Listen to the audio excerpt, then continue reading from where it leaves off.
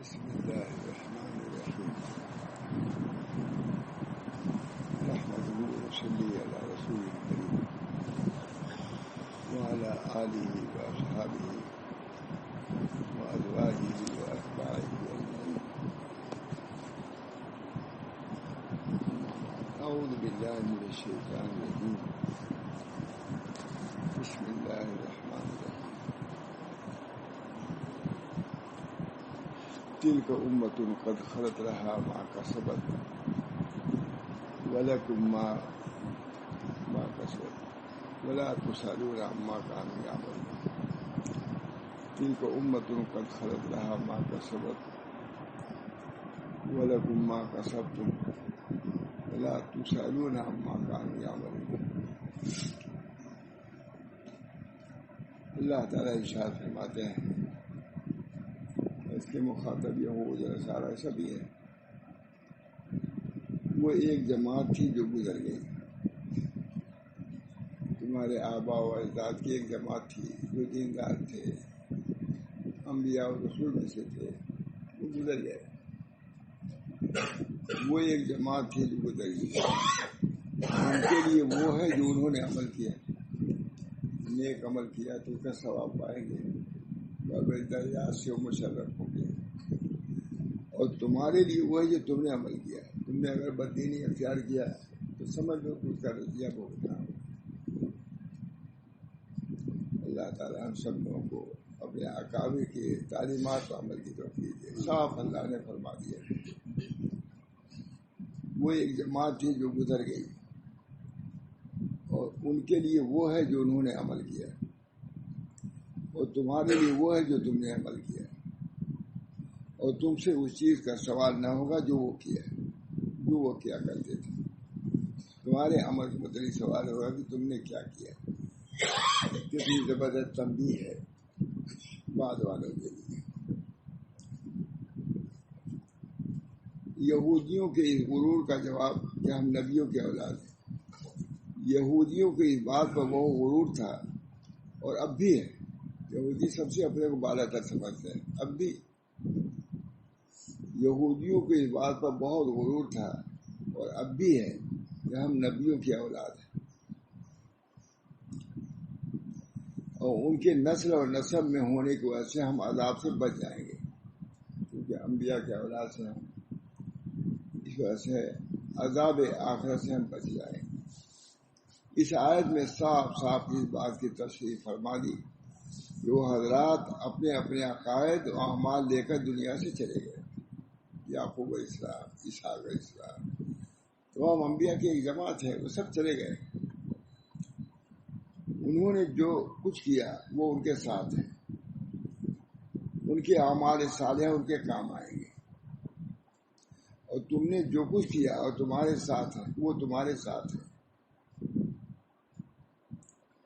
ان کے اعمال میں سے کوئی حصہ تمہیں نہیں ملے گا. کتنی زبردست تنبیہ ہے اللہ تعالیٰ فرما رہا ہے. یہ سب چیزیں تنبیہات کی ہم لوگ کو مستحضر رکھنے کی ضرورت ہے. اللہ تعالیٰ وہاں سے بہت عمدہ تفسیر آگے کیا ہے. دوسروں کے اعمال کی وجہ سے خواہ مخواہ آگ لگائے بیٹھے ہو، جبکہ یہ اس اور امید قانون کے خلاف ہے. جبکہ یہ امید قانون خداوندی کے خلاف ہے. قانون خداوندی ہے کہ جو تم عمل کرو گے وہی دیکھو گے، وہی پاؤ گے. میں عمل میں کرتے خیر گئے، جو تم عمل کرتے ہو ذرہ برابر اس کو بھی دیکھو گے. خیر کرو وہ بھی دیکھو گے، شر کرو وہ بھی دیکھو گے. یہ آس اور امید قانون خداوندی کے خلاف ہے. تم اپنے عقائد، اعمال اور کفر ایمان کو دیکھو، تمہیں تمہارے اعمال کا بدلہ ملے گا. اگر تم نے کفر اختیار کیا، شرک اختیار کیا تو اس کا بدلہ تم کو ملے گا. حضرت عیسیٰ حضرت محمد صلی اللہ علیہ وسلم کی تکذیب کرتے ہو. حضرت عیسیٰ یہودیوں کو کہا جا رہا ہے، حضرت عیسیٰ علیہ السلام اور حضرت محمد صلی اللہ علیہ وسلم کی تکذیب کرتے ہو. انجیل اور قرآن کو نہیں مانتے، پھر بھی امید نجات رکھتے ہو. یہودیوں کو خاص کر عیسیٰ علیہ السلام کے تو منکر تھے یہ لوگ. اب بھی منکر. یہ تعجب ہے کیسے یہود نصارا ایک ہو گئے. یہ بہت تعجب کی بات ہے. دونوں میں بہت بہت بعید ہے, کوئی حصہ ہی نہیں. عیسیٰ اسلام کو تو معلوم کیا کیا کہتے ہیں, کیا کیا الفاظ اختیار کرتے ہیں اب بھی, لیکن دونوں ہم لوگوں کے مقابلے میں ایک ہو گئے ہیں. تعجب کی بات ہے. علماء لکھتے ہیں اس کو جو میں کہہ رہا ہوں. بہت تعجب کی بات ہے کہ عیسائی یہودی کیسے ایک ہو گئے. ہم لوگ زیادہ ان لوگوں میں اختلاف ہے دونوں میں. عیسیٰ اسلام کو تو حرامی من کیا کیا کہتے ہیں, لیکن ایک ہو گیا ہمارے مقابلے میں. کفر وہ بھی کفر اسلام کے مقابلے الکفر ملت واحدہ, کفر ایک ہے. سمجھنے کی بات ہے. یعنی جو دشمن ایک ہے ہمارے مقابلے میں, ہم ایک نہیں ہو رہے ہیں. معمولی وجودی اختلاف کی وجہ سے کلی اختلاف بنائے ہوئے ہیں. ان کے یہاں کلیات میں اختلاف ہے, عقائد میں. ہمارے یہاں بہت سے عقائد میں بہت سے اوپر پر اختلاف نہیں ہے. یہ ایسا ہے کہ ایک دوسرے سے جنگ چھڑی ہوئی. بہت افسوس کی بات. حضرت عیسیٰ حضرت محمد صلی اللہ علیہ وسلم کی تکذیب کرتے ہو, انجیل اور قرآن کو نہیں مانتے, پھر بھی نجات کی امید لگائے ہوئے ہو. یہ بہت بڑی جہالت ہے. وہ حضرات سابقین جس سے تم انتصاب رکھتے ہو, ان کے اعمال کی تم سے پوچھ تچھ نہ ہوگی, اور نہ ان کا ذکر تمہارے سامنے آئے گا. ان کے اعمال کا تمہیں نفع پہنچنا تو دور کی بات ہے, ذکر بھی نہیں آئے گا. امت محمدیہ صلی اللہ علیہ وسلم میں بھی بہت بڑی تعداد ان لوگوں کی ہے جو سید زادے پیر زادے ہونے پر گھمنڈ کیے ہوئے ہیں. اس زمانے کا عالم لکھ رہا ہے, جو سید زادے اور پیر زادے ہونے پر گھمنڈ کیے ہوئے ہیں, تاریخ فرائض ہیں, مرتکب منہیات اور محرمات ہیں, بڑے بڑے گناہوں میں مبتلا ہے. لیکن وہ یہی سمجھتے ہیں کہ ہم کسی کی نسل اور نسل میں ہونے کی وجہ سے بخش دیے جائیں گے. ہمارے یہی کافی ہے کہ فلاں کی نسل سے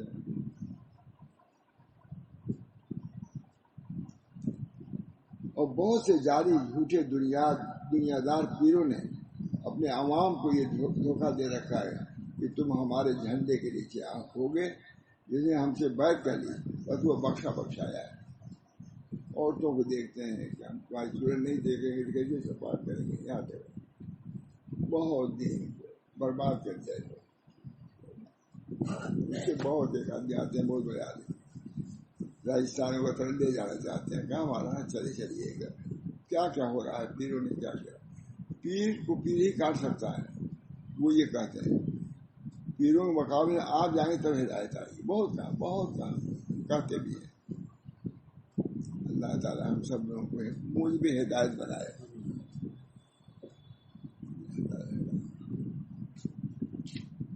کہ تم ہمارے جھنڈے کے نیچے ہوگے, جس نے ہم سے بیعت کر دی بس وہ بخشایا ہے. یہ سب فریب ہے, گمراہی ہے, قرآن و حدیث کے تصریحات کے خلاف. کچھ نہیں اس کا درجہ کچھ بھی. صحیح بخاری میں دیکھیے, صحیح بخاری میں ہے کہ رسول اللہ صلی اللہ علیہ وسلم نے کوہ صفا پر چڑھ کر قریش کو اور اپنے اعزاء و اقربا کو پکارا, سب کو حق کی دعوت دی, اور عمومی اور خصوصی خطاب فرمایا.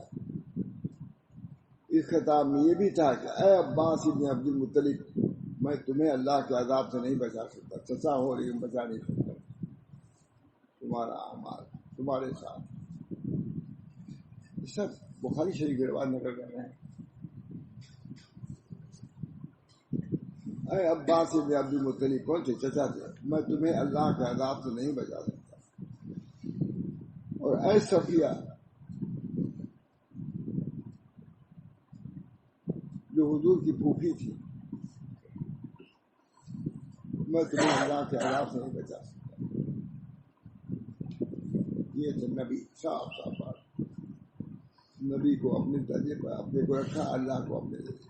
اللہ ہم سب لوگوں کو ایمان صحیح عطا فرمائے.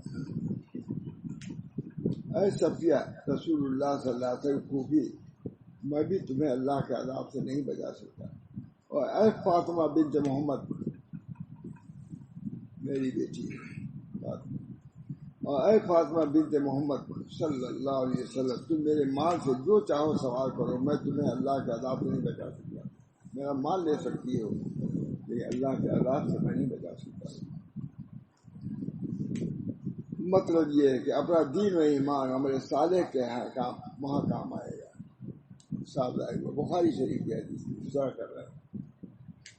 مطلب یہ ہے کہ اپنا دین و ایمان و عمل صالح اللہ کے وہاں کام آئے گا.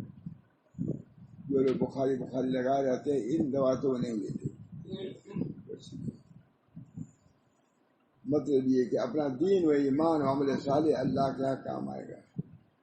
جو مومن نہ ہوگا اس کو میری رشتہ داری کوئی فائدہ نہیں دے سکتی. جب حضرت صلی اللہ علیہ وسلم نے اپنی رشتہ داری کے بارے میں ایسا فرما دیا، لکھ رہے مفسر کہ جب حضرت صلی اللہ علیہ وسلم نے اپنی رشتہ داری کے بارے میں ایسا فرما دیا تو دوستوں کو کیا مجال ہے کہ وہ نسب کی بنیاد پر بخشے جانے کی امید رکھیں.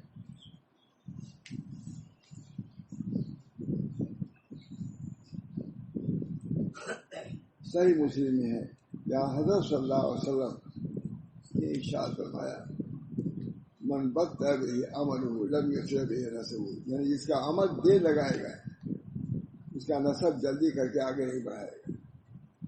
ہمارے یہاں بہت ایک واقعہ سناتے تھے، بہت سب لوگ رو نہیں لگتے.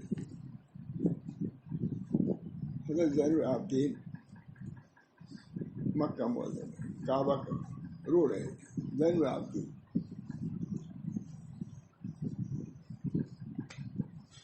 اگر اس میں شاعر تھے، وہ گئے، کہا یہ کیا حال ہے آپ فلاں کے صاحبزادے فلاں کے بیٹے دباسے ہیں، آپ اندھی بے قراری کیسی؟ بہت ماشاء اللہ مجھے ہے مجھے نکال کے کبھی سنا دوں گا. حضرت اپنی مرضی مجھ کو سناتے تھے. ظاہر بات ہے کہ میں بہت اثر مجھ کو ہوتا ہے. جب حضرت اس میں نے کہا کہ آپ کون ہیں، آپ سمجھیے حضور کے نواسے آپ ہیں. عابدین وغیرہ سب خوشی کھاتے ہیں، خانوادہ ہے نبوت کے آپ سرچشم میں، آپ اسے ایسا رو رہے ہیں. گریے ہو جائے کہا چپ رہو، تم نے نہیں سنا کہ جس چیز کا عمل آگے نہیں بڑھائے گا نسل نہیں بڑھا سکتا. تم نہیں سنا کیا، چھوڑ دو مجھ کو میرے ہاتھ پر. کون ہے جو میرے اور میرے رب کے درمیان حائل ہو رہا؟ کون ہے؟ مجھے اپنے رب سے لگے رہنے دو، تم بیچ میں کیا آ گئے؟ تم ڈاٹا اسماعیل کو کون ہے جو میرے اور میرے رب کے درمیان میں حائل ہو رہا ہے؟ رو رہے تھے، بے اختیار رو رہے تھے. انہوں نے کہا آپ کو نہیں معلوم کہ آپ کا نسب کیا ہے؟ کہا ہم مجھے معلوم. اسی نسب کے بارے میں یاد آیا من بدأ به عمله لم يسرع به نسبه، جس کا عمل کرے گا پیچھے کرے گا اس کا نسب اس کو آگے بڑھا نہیں سکتا. کتنی اور انہی رشتوں پر کیا کیا ہو رہا ہے. ہم پڑھا گرو کی پراسی سے کچھ نہیں سلسلہ ایسا کام ہے. حضرت مجدد صاحب سے کسی نے مانگا خلافت نامہ، حضرت مجدد الفسانی کا، اتنے بڑے آدمی ہوتا ہے نا، ہم سے بھی مانگتے ہیں کہ لکھ کے دے دیجیے خلافت، ان سے بھی مانگا خلافت. کہا ہٹو اللہ کے تو اس خلافت نامہ کام نہیں ہے، عمل کام آئے گا. حق پر مجدد الفسانی کہہ رہا ہے یہ اپنے خلیفہ سے، یہ خلاف نامہ لکھنے پر یہ کام نہیں آئے گا، عمل کام آئے گا، عمل کرو. یہ ہمارے بزرگان دین نے دین کو ہم تک پہنچایا ہے. کس طرح دین کو پہنچایا ہے ذرا بھی اپنی رائے میں. مثال میں پوچھا جاتا ہے کہ ہمارا خلافت نامہ مانگ رہا ہے، یہ بہت نہیں. پہلے نسب نامہ رشتہ دیجیے، کیا دیتے ہیں؟ پڑھو عمل کا. عمل سب سے زیادہ سفارش کرنے والا عمل ہے. آیا ہے کہ تمام اعمال پیچھے ہو جائیں گے، قرآن آگے بڑھے گا جو تلاوت کیا ہے، کیونکہ قرآن سے بڑھ کے کوئی شفاعت کرنے والا نہیں. جب قرآن پڑھو گے تب تو 3 دن میں ختم کر لیا قرآن کو، وہ ہو گیا. سوچو کیا قرآن میں لکھا ہوا ہے. میں نے دیکھا کہیں کہیں میں گیا شبینہ جہاں ہوتا ہے کچھ نہیں بولتا، سب ویسے ہی بیٹھے رہتے ہیں چاہ پہ، وہ خدا کی شریک ہوئی، مذاق بنایا تم نے خدا کے دین کو، نہ پڑھو اچھا ہے. اسی وجہ سے علماء نے اس شبینہ وغیرہ پر نقل کیا کہ شاید پورا دشہرا ہے مولانا عبدالرحیم فرنگی مالی کا، دیکھ لیجیے میں نے نقل کیا اس کو، اتنے 40 سال میں یہی شخص کیا ہے، نقل کیا اس کو. کہا جائز ہے شبینہ جائز ہے، مگر یہ نہیں جو تم کرتے ہو. امام پڑھ رہا ہے بیٹھے ہو چاہ پی رہے ہو، جا کے قریب جا کے شریک ہو گئے. یہ قرآن کے ساتھ مذاق ہے، شبینہ نہیں. 3 دن سے کیا پڑھنے سے تمہاری تراویح ہو جائے؟ کچھ نہیں، کوئی سوال نہیں. قرآن پڑھنے کا تراویح ہے، قرآن سے ختم سے زیادہ ضروری تراویح پڑھنا ہے. دونوں میں فرق ہے بولتا ہے وہ، اس کو فرق قرآن چلانا مستحب ہے یا سنت ہے جو بھی، لیکن تراویح کی تو خاص اہمیت ہے، اس کو آپ کو پڑھنا ہے، عورت کو بھی مرد کو بھی، سب کے لیے سنت ہے. موقع ہے کہ نہیں؟ ہمارے امام محمد احمد صاحب بیٹھ کے تھے، پڑھتے ہی تھے. ہماری عمر کے اب تک میں آپ کہہ سکتا ہوں وہ بھی 90 سال سے میں بھی ہو رہا ہوں. 90 سال شب رات کے دن میں بھی کئی سال کے بعد روزہ رکھا میں نے، الحمدللہ بہت ہی اچھا رہا. کچھ بھی نہیں، اللہ کا شکر، میں شکر بڑی نہیں گھٹی ٹھیک رہا. مولانا ضرور روزہ نہیں رکھتے تھے، یہ شب رات ضرور کہتے تھے، مولانا ضرور کہتے تھے مجھ سے ضرور، مولانا میں بھی رکھتا تھا لیکن کمزوری کی بات نہیں رکھ رہا ہوں. ضرور کہتے تھے، بڑے ندامت کے ساتھ حضرت فرماتے تھے مولانا میں بھی رکھتا تھا روزے کو لیکن کمزوری کی وجہ سے نہیں رکھتا. میں نے بھی 2 سال نہیں رکھا، وہی شکر کم ہو جاتی بالکل مرنے کے اوپر تھے. تو میں کسی پوچھا نہیں، میں عبداللہ سے نہ ڈاکٹر سے بات ہے، میں نے کہا رکھوں گا، ان کے لڑکے میں کہا رکھوں گا، دھوکہ نہیں ہوگی سواری سب منع کریں گے. لگ گیا کچھ ہوا کچھ اللہ کا شکر. میں بہت خوش ہوں کل سے میں نے روزہ رکھ لیا. 2 سال نہیں رکھا تھا میں نے بھی، شکر کم ہو جاتی ہے اصل بات. بہرحال تو میں نے تھوڑا سا کیلا، یہ ڈاکٹر یونس نے ادھر کہا تھا کہ آپ کو روزہ رکھنا تو کیلا ضرور کھا لیا، یہ آپ کو بتا رہا ہے، کیونکہ کیلا جو تھامے رہتا ہے شکر کو کم نہیں ہونے دیتا، تو میں نے کھا لیے تھے. لیکن لگے یار 2 کھا لیے ہوتے، میں نے کہا کیا مان میں ڈاکٹر سے کھایا کرو. اللہ تعالیٰ کا شکر ہے، یہ ہے مجھے اللہ تعالیٰ نہ سب کچھ کام نہیں ہے، اپنا کیا کام ہے. اپنا کیا کام ہے بہت مشہور جملہ ہے، اپنا کیا کام آتا ہے. اپنا کیا کام اپنے کیے گئے ادھر نظر کرو وہ ہوتا رہے. بہرحال فرماتے ہیں من بقتا عمل ہو لم یسر بہ نسب، یعنی جس کا عمل دیر لگائے گا اس کا نسب جلدی کر کے آگے نہیں بڑھائے گا. تو مجدد صاحب نے کہا خلافت نامہ کام نہیں آئے گا. عمل کرو، عمل کرو، عمل کرو، تمہارے عمل کو اللہ بھی دیکھے گا، اللہ کے رسول بھی ہے کس طرح توبہ میں کسی میں عمل کرو، تمہارا عمل اللہ بھی دیکھے گا، اللہ کا رسول بھی دیکھے گا، مومنین بھی دیکھے گا. عجیب آیت ہے. اس بنا پر اس دیکھنے کو تصور کرو کہ کوئی دیکھے یا نہ دیکھے.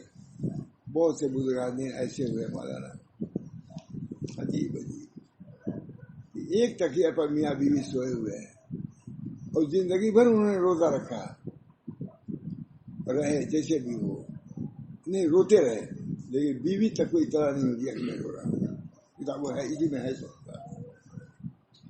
میں نے اپنے عمل کا اتنا اخفا کیا کہ رونے کو بھی ظاہر نہیں کیا، بیوی کو بھی ظاہر نہیں ہونے دیا کہ میں اللہ کی یاد میں رو رہا ہوں اور سوئے ہوئے بظاہر. یہ ہمارے بزرگان دین کا دین.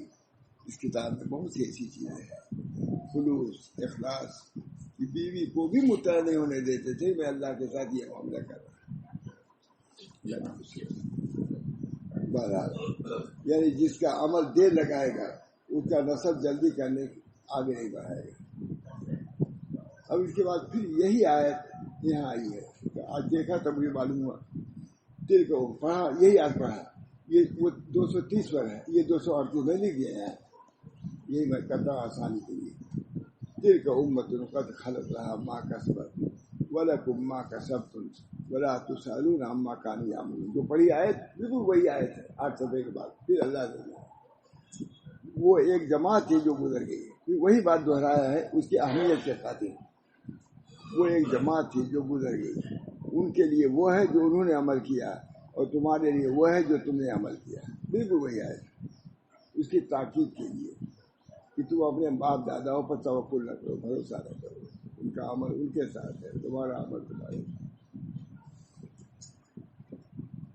وہ ایک جماعت تھی جو گزر گئی، ان کے لیے وہ ہے جو انہوں نے عمل کیا، اور تمہارے لیے وہ ہے جو تم نے عمل کیا، اور تم سے اس چیز کا سوال نہ ہوگا، تم نے کیا نہیں کیا کوئی نہیں، تمہارے عمل میں تو سوال ہوگا، ان کے عمل کے مطابق تم سے سوال ہوگا۔ یہ آیت ہے، خدا کی آیت ہے، یہ بزرگ کا ملفوظ نہیں ہے۔ یہ نسب اور غرور کرنے والے تدبیر، یہ آیت مقرر ہے، خود لکھ رہا ہے، یہ آیت مقرر ہے۔ صاحب المعانی لکھتے ہیں کہ یہود کو دوبارہ متنبہ فرمائے کہ ان کی طبیعتوں میں جو باپ داداؤں پر فخر کرنا اور نسب پر بھروسہ کرنا مستحب تھا، اس کے نافع نہ ہونے پر دوبارہ بطور تاکید کی تنبیہ فرمائی یہودیوں کو، خاص طور سے ان کو بہت غرور ہے کہ ہم یہودی ہیں، ہم سے بغیر کوئی نہیں ہے۔ اللہ نے دو مرتبہ فرمایا، یہ آیت مقرر ہے۔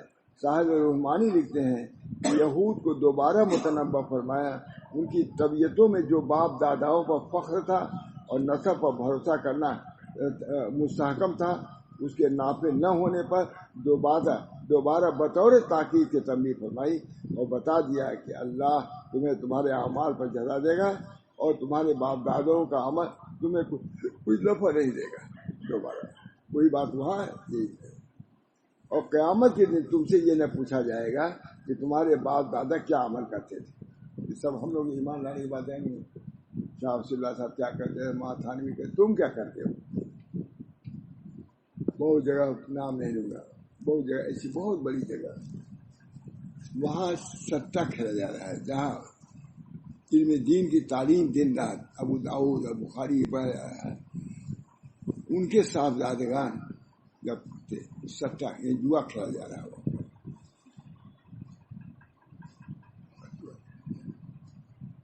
سنت کا جو مرکز تھا وہ جوا کا مرکز بنا ہوا، وہاں کوئی جاتا نہیں۔ لوگ کہتے ہیں بھائی ذکور یعنی اولاد سے وہاں نہ جاؤ، ان کے نواسوں میں کچھ ہے، وہ بھی تھا وہ بھی نہیں ہے، ان کے یہاں بھی نہیں ہے کچھ جگہیں ہیں کہاں اللہ کے دین کی باتیں جاتے تھے علماء کہتے بھائی رک جاؤ، ابو داؤد شروع ہوگی، ابو داؤد کا ذکر، وہ جگہ جو کیا تھی اس جگہ کو کیا باقی رکھتے ہو، اور جانے کے بعد اپنے آبا اور دادی خوب یاد کیے ہوئے لوگ جو ایسے تھے، ارے تم کیسے ہو، تم تو نماز بھی نہیں پڑھتے، نماز کھڑی رہتی ہے، قوالی ہوتی ہے بہت جگہ۔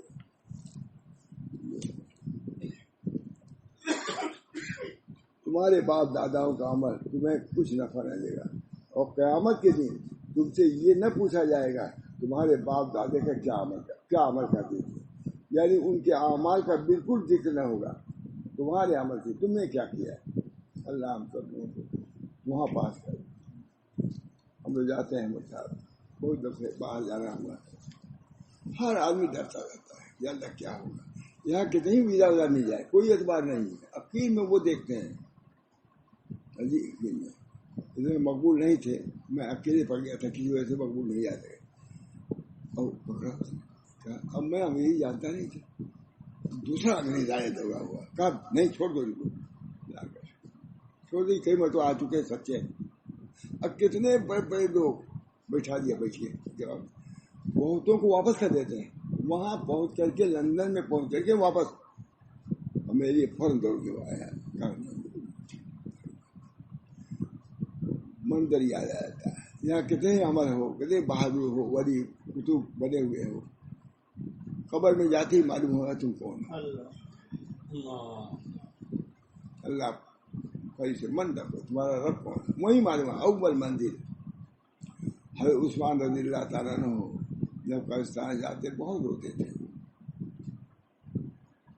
کسی نے پوچھا حضرت دوزخ جنت اتنا ذکر آتا ہے آپ اتنا روتے، قبرستان جا کے اتنا کیوں روتے ہیں؟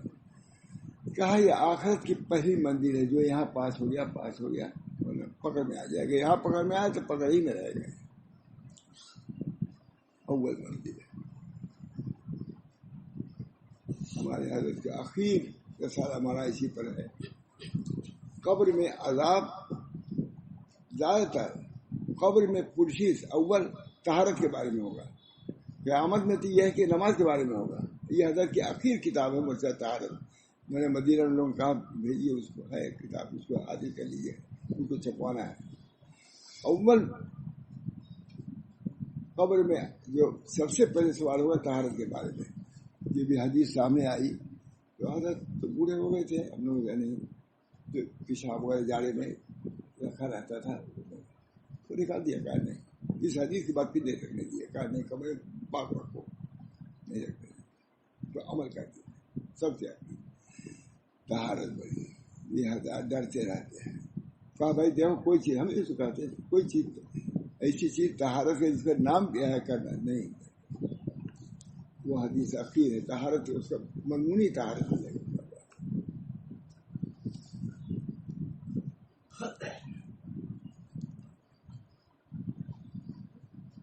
قیامت کے دن تم سے یہ نہ پوچھا جائے گا تمہارے باپ دادے کیا عمل کرتے تھے, یعنی ان کے اعمال کا بالکل ذکر ہوگا, بلکہ تم سے تمہارے اعمال کا سوال ہوگا. اس کے بعد یہی میں نے سنانا تھا. اس کے بعد صاحب روح معانی لکھتے ہیں کہ بعض حضرات نے یوں فرمایا ہے کہ یہ آیت پہلے جو گزری ہے وہاں اہل کتاب کو خطاب تھا اور یہاں امت محمدیہ کو خطاب. یہ دوبارہ جو ہے اسی لیے سنایا میں نے. صاحب رحمانی لکھتے ہیں کہ دو آتے ہیں ایک ہی, وہاں یہودیوں کو خطاب ہے, یہاں امت محمدیہ کو خطاب ہے. یہ عام طور سے یہ کہ دونوں انہی کو خطاب ہے, یہود کو. یہ صاحب رحمانی لکھتے ہیں, دیکھیے یہ ہے. اور کہتے ہیں صاحب روح المانی لکھتے ہیں کہ بعض حضرات نے یوں فرمایا ہے کہ یہ آیت پہلے جو گزری ہے وہاں اہل کتاب کو خطاب, یہود کو, اور یہاں امت محمدیہ علی صاحب الصلاۃ و تحیہ کو تنبیہ ہے کہ تم لوگ یہود کی اقتداء نہ کرنا اور نہ ان کی طرف سے آبا و اجداد پر فخر کرنا کہ ہمارے شیخ ایسے تھے, سید عبد القادر جیلانی ایسے تھے, چشتی ایسے تھے, بہت ان کا عمل کوئی کام نہیں. وہ تو اپنے عمل سے گھبرا رہے ہیں, ڈرتے ہیں. کسی نے خواجہ بہاؤالدین نقشبند سے پوچھا کہ حضرت آپ کی کوئی کرامت ہے؟ کہا یہ کم کرامت ہے کہ بہاؤالدین زمین پہ چل رہا ہے, اس کے گناہوں کو ایسے پھٹ نہیں جاتی ہے اور نکل نہیں جاتی. یہ ان کا حال ہے. کیا پکڑ کرتے ہو, خود کو ڈر رہے. حضرت سید عبد القادر جیلانی کنکریوں پر سجدہ کیے ہوئے کعبہ کے یہ کر رہے تھے, اللہ اگر بخش دے بخش دے, اگر سزا دینا ہو تو نیکوں کے سامنے سزا نہ دے تاکہ میری ذلت نہ ہو. وہ تو یہ کر گل صاحب ہے واقعہ ہمارا نا. یہ ہمارے بزرگوں کی سیرت تھی, ڈرتے تھے خدا سے, خدا کے سامنے پیشی سے. یہ اسی لیے سنایا میں نے, لیکن میں نے دیکھا تھا تو معلوم ہمارا کہاں دیکھتا دادا نے. بعض حضرات یوں فرمایا کہ یہ آیت پہلے جو گزری ہے وہاں اہل کتاب یہ یہود کو خطاب ہے اور یہاں امت محمدیہ علی صاحب الصلاۃ و تحیہ کو تنبیہ ہے کہ تم لوگ یہود کی اقتداء نہ کرنا اور ان کی طرف سے آبا و اجداد پر فخر کرنا اور اپنے ذاتی اعمال کو نہ چھوڑ بیٹھنا, عمل سے کبھی غافل نہ. حدیثوں میں آتا ہے, بہت رونے کی بات ہے کہ اس امت میں بھی علماء یہود جیسے علماء پیدا ہوں گے اور ان کے جیسے عوام بھی پیدا ہوں. سری حدیث شاہ ولی اللہ صاحب نے نقل کیا ہے مہا شاہ رسول اللہ سے. اس امت میں بھی علماء یہود و نصارہ جیسے علماء پیدا ہوں گے جو اپنے دین کو دنیا کو ایسے بیچیں گے. یشترون بآیات اللہ ثمنا قلیلا, ثمن قلیل کے بدلے میں معمولی قیمت والے دین کو بیچیں گے. آج بھی ایسے مسئلہ تک بدل دیتے ہیں. طلاق جاتا ہے 1000 روپیہ دے تو ہم ٹھیک کر دیں گے, کر لو جو کچھ کرنا ہے. اللہ تعالیٰ ہم سب لوگوں کو عمل صالح پر باقی رکھے, ایمان پر خاتمہ ہو. وہ ڈرنے کی بات ہے. دیکھیے لوگ ہی ہیں کیا ہے, ایک تو اللہ کا رنگ ہے, صفت اللہ, اللہ کا رنگ ہے, اسی پر اپنے آپ بیٹھ گیا. ایک ان کا رنگ ہے, ان کا رنگ گندے سے گندا اور وہ رنگ پاک سے پاک. صفت اللہ, اللہ کے رنگ میں رنگ جاؤ, ان کی اطاعت میں, ان کی فرمانبرداری میں رنگنا, یہ رنگنا ہے. اور یہ رنگنا سوائے خباثت کے اور کیا ہے؟